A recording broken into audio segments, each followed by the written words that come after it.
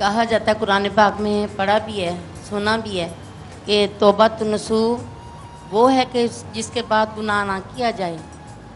तो इसके बारे में ज़रा बता दें कि आम बंदे से भी अगर तौबा की जाए तो फिर बार बार गुनाह करके वही बात करें तो उसको भी गुस्सा आता है, तो फिर परवरदिगार आलम तो वो खुद परवरदिगार आलम ही है। इसमें दो चीज़ें हैं। कुरान भी जो तौबा करने वाले हैं ना, उनको जो राह दिखाता है वो तौबतुन नसूह की राह दिखाता है। अच्छा, तौबतुन नसूह यह है, तूबू इलल्लाहि तौबतुन नसूहा, ऐ तौबा करने वालों ऐसे तौबा करो जैसे कि नसूह ने तौबा की थी। अच्छा। जब उसका एक और मफहूम मैं बता रहा हूँ, ठीक है। तो तौबतुन नसूह से मुराद है पक्की तौबा जिसकी 3 शर्तें। सही है, पहली शर्त यह है एतराफ़, एतराफ़ गुनाह के बगैर तौबा हो ही नहीं सकती। सही है, दूसरी शर्त यह है उस एतराफ़ गुनाह के बाद मुआफ़ी, और तीसरी शर्त यह आइंदा ना करने का पक्का अज़्म। यानी आपके पक्के अज़्म के अंदर अगर थोड़ी सी भी, देखें वो आप वाला सवाल आपने कहा था कि बंदा दोबारा कर लेता है, वो दोबारा कर सकता है, लेकिन अगर वो थोड़ी सी भी लचक अपने अज़्म में रख रहा है कि हो सकता है हो जाए, तो उसकी तौबा हुई नहीं, इसका मतलब है। उसके इरादा इतना पक्का और मुसम्मम होना चाहिए कि इरादे के अंदर कोई झोल ना हो, उसके बाद हो जाए तो वो फिर शुमार ताइबीन में ही होगा। और जहाँ तक तौबत नसूह की बात है, मौलाना रूम ने इस पर बात की है, और नसूह बनी इसराइल का एक शख्स था, अच्छा जिसकी वजह कता औरतों वाली थी और हकीकतन मर्द था। अच्छा, उस वक्त के बादशाहों के हरम में आपको पता है ख्वाजा सरा होते थे खिदमत के लिए, ये उनमें रहा करता था। सही, अब ये छुपी हुई बात थी, अरसा दराज गुजर गया, उनकी बीवियों की खिदमतें करता था। एक दफ़ा क्या होगा कि चोरी हो गई महल में। अच्छा, उसने अपने इस अमल पे कई दफ़ा तौबा की, फिर तोड़ देता, नसूह की बात कर रहा हूँ, तौबा की तोड़ देता, तौबा की तोड़ देता। एक दफ़ा ऐसा हुआ कि महल में चोरी हो गई। उन्होंने कहा जी तमाम खादिमीन एक तरफ आए, उन सब की तलाशी ली जाएगी उनको बर न करके, क्योंकि वो इतनी बड़ी चोरी थी, हम उसको किसी सूरत नहीं जाने देंगे, और साथ उसका सर कलम कर दिया जाएगा। अब तलाशी ली जा रही थी। नसूह ने चोरी नहीं की थी, लेकिन इसको ये खतरा था कि अगर इन्होंने तलाशी ली तो मेरा राज खुल जाएगा। तो जब तलाशी हो रही थी, लाइन में आ रहे थे तलाशी लेने वाले, तो अभी एक बंदा पीछे था इनका, तो ये अल्लाह की बारगाह में कहता है कि मौला आज अगर तू मेरी लाज रख ले, मैं पक्के इरादे से तेरी तरफ रजू करता हूँ, आइंदा इसके बाद मैं खुद यहाँ से चला जाऊँगा और सारी उम्र तेरी तात में गुजारूंगा। अभी आगे से नसूह के ऊपर उन्होंने हाथ डाला ही था चेक करने के लिए कि ये बेहोश होकर गिर गया। जब इसको होश आया तो आवाज़ आ रही थी कि इनको छोड़ दो, वो चीज़ फलां कमरे से मिल गई है। उसके बाद ये चले गए। हज़रत नसूह इसको फिर इनको कहा गया, और इनकी बनी इसराइल में भी मिसालें दी जाती थीं, और फिर ये सारी उम्र जंगलों में इबादत की और इतनी पक्की तौबा की कि अल्लाह ने उम्मत मोहम्मदिया को कहा कि तौबा करनी है तो नसूह ऐसी तौबा कर। सुभान अल्लाह। जी, और कोई सवाल? वालेकुम अस्सलाम। आपसे मैं ये सवाल करना चाहूँगा कि एक शख्स अपनी नमाज़ें तर्क कर देता है, रोज़ों से गफलत बढ़ देता है, और अब ज़िंदगी के ऐसे हिस्से में है कि उसे ये भी याद नहीं है कि उसने कितनी नमाज़ें कितने रोज़े तर्क कर दिए, तो क्या उसकी लफ्ज़ी तौबा काफ़ी है? अच्छा, क्या उसकी लफ्ज़ी तौबा है या नहीं? फ़र्ज़ पर कभी लफ्ज़ी तौबा नहीं होती। अच्छा, इसमें दो चीज़ें ज़हन नशीन रहें। एक चीज़ तो यह है कि वो जो तर्क किया ना उसने नमाजें, ठीक है। एक हमारे यहाँ एक गलत रिवायत और गलत चीज़ को हदीस बना के पेश किया जा रहा है जी, जो जुम्मतुल विदा होता है रमज़ान का, उसमें ज़ोर और असर के दरमियान 4 नफल पढ़ लिए जाएँ, 80 साल की क़ज़ाएँ अदा हो जाती हैं। ऐसा कोई चक्कर नहीं है। अब क्या है कि एक बंदे को अंदाज़ा है, अंदाज़ा नहीं है, वो एक अंदाज़ा बहरहाल लगाएगा कि कितना अरसा उसने नमाजें नहीं पढ़ी, एक अंदाज़ा तय कर लेगा। उसके बाद वो उसी दिन से जिस दिन तौबा करेगा, हर नमाज के साथ कम अज़ कम एक कज़ा पढ़नी शुरू कर देगा। और कज़ा सिर्फ फ़र्ज़ होती है, आपको पता है। फ़र्ज़ फजर पढ़ी, 7 फजर के 2 फ़र्ज़ कज़ा, ज़ोर पढ़े 7 ज़ोर के 2 फ़र्ज़, 4 फ़र्ज़ कज़ा, इस तरह वो पढ़ता रहे। अच्छा, अब इम्कान ये है कि अल्लाह ताला अगर ये इस्तकामत से चलता रहेगा तो जितना अरसा अगर इसकी ज़िंदगी में वो अंदाज़ा पूरा होता है तो पूरा हो जाएगा, और उसमें अगर कमी बेशी भी हुई लेकिन वो अंदाज़ा लगाने में दयानतदाराना लगा रहा है तो अल्लाह उस कमी बेशी को माफ़ फरमा देंगे।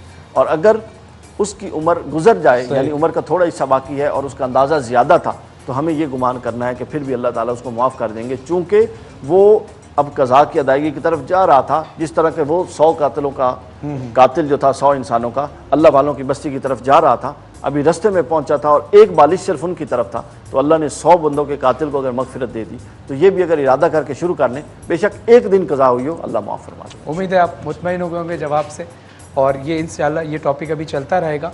अब वक्त हुआ है नात रसूल मकबूल सल्लल्लाहु अलैहि वसल्लम का। हमारे साथ मौजूद हैं हाफिज़ नासिर मदनी साहब। एक नातिया कलाम आप सुनाएं तो ये महफ़िल और बार होना। जी इंशाअल्लाह। कुछ महफ़िल इस हवाले से भी है कि गुनाहों से माफ़ी चाहिए जाए, तो उस हवाले से मैं एक हमद बारी ताला उसके चंद अशार पेश करता हूँ। माशाअल्लाह। सायान ज़ेरे करम दी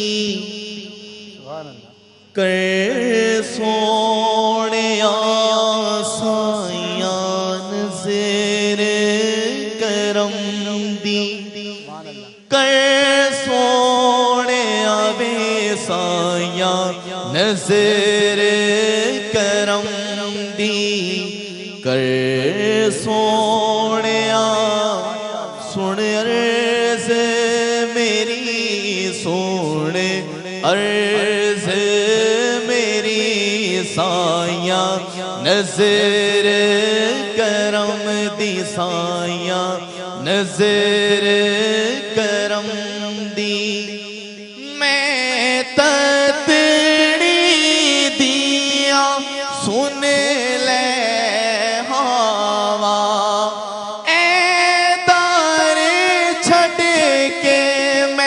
किस दर जावा, दर छड़ के मैं किस दर जावा।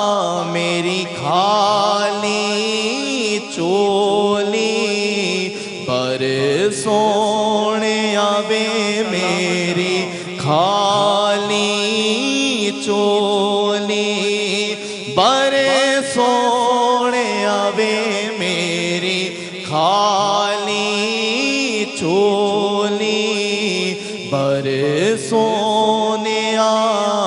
सुन अर्ज़ मेरी, सुन अर्ज़ मेरी साया नज़र करम दी, साया नज़र करम दी।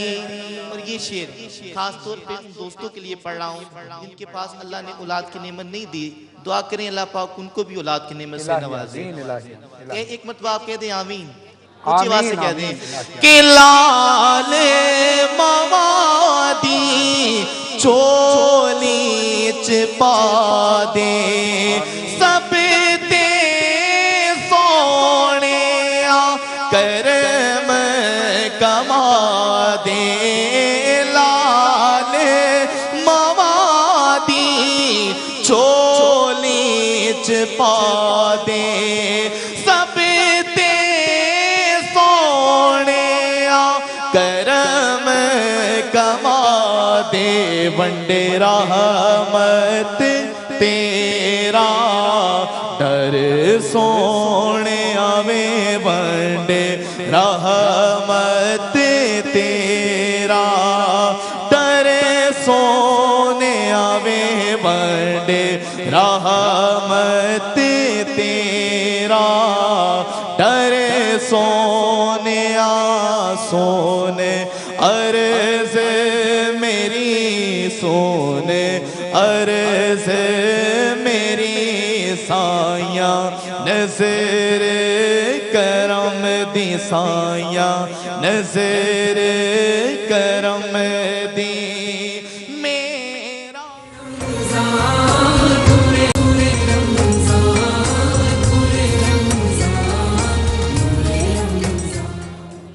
अस्सलाम वालेकुम। A+ के खुसूसी सहरी नशरियात नूर रमज़ान में आपको बहुत बहुत खुशामदीद। आपका मेज़बान सैयद फरहान अली वारिस हाजिर खिदमत है। आप अभी सुन रहे थे शहबाज हुसैन साहब, फयाज़ हुसैन साहब को, बद्दू अली वाले, जिनका ताल्लुक़ बद्दू अली से है, और बड़े खूबसूरत अंदाज से महफिल समा में एक समा बांध दिया। खुदा आपकी आवाज़ में और तासीर अता फ़रमाए।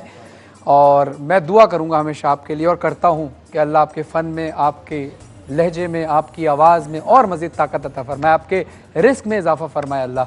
और अब हमारे साथ मौजूद हैं क्योंकि शबनम मजीद साहिबा, और हम चाहेंगे शबनम मजीद साहिबा कैसे एक लाइव कलाम, अभी एक कलाम आपने रिकॉर्डेड भी सुनाया था, अब हम चाहते हैं एक लाइव कलाम भी आपके ज़बान से सुने ताकि इस महफिल में और मज़ीद सवाब का इजाफ़ा हो सके। ज़रा सुभान अल्लाह कहिए।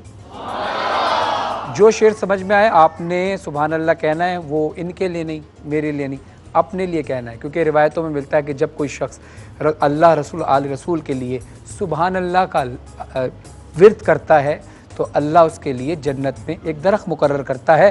फ़ैसला हम सबको करना है कि जन्नत में एक दरख्त चाहिए या बागात चाहिए ज़रा, और जितना ऊंचा बोलेंगे तो भी सोचिए दरख्त भी उतना ही ऊंचा मिलना है ना। ज़रा बुलंद आवाज़ से बोलिए माशाअल्लाह, बिस्मिल्लाह।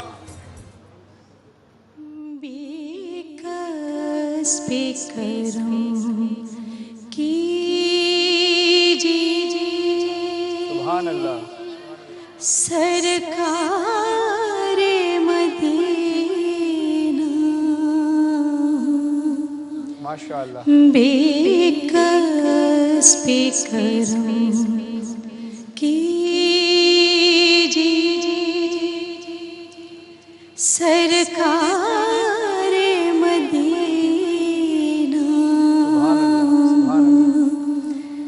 गर्दिश में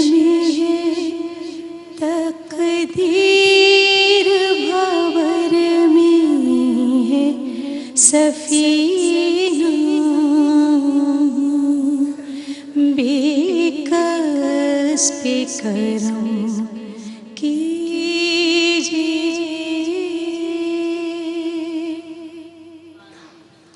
है वक्त मदद आई बिगड़ी को बनाने, बिगड़ी को बनाने।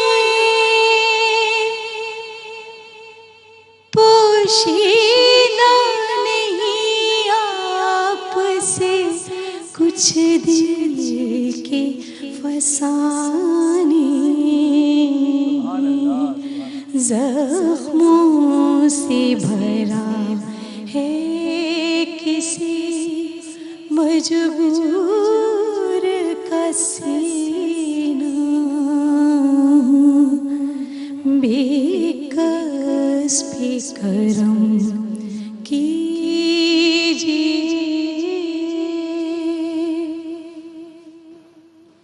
चाहिए मुसीबत की घटा गेसों वाले, गेसों वाले। लिल्लाह मेरी डूबती कश्ती को बचा ले। तूफान के आसार हैं, दुश्वार है जीना। बेकस पे करम कीजिए सरकार मदीना। गर्दिश में तकदीर भंवर में है सफीना। बेकस पे करम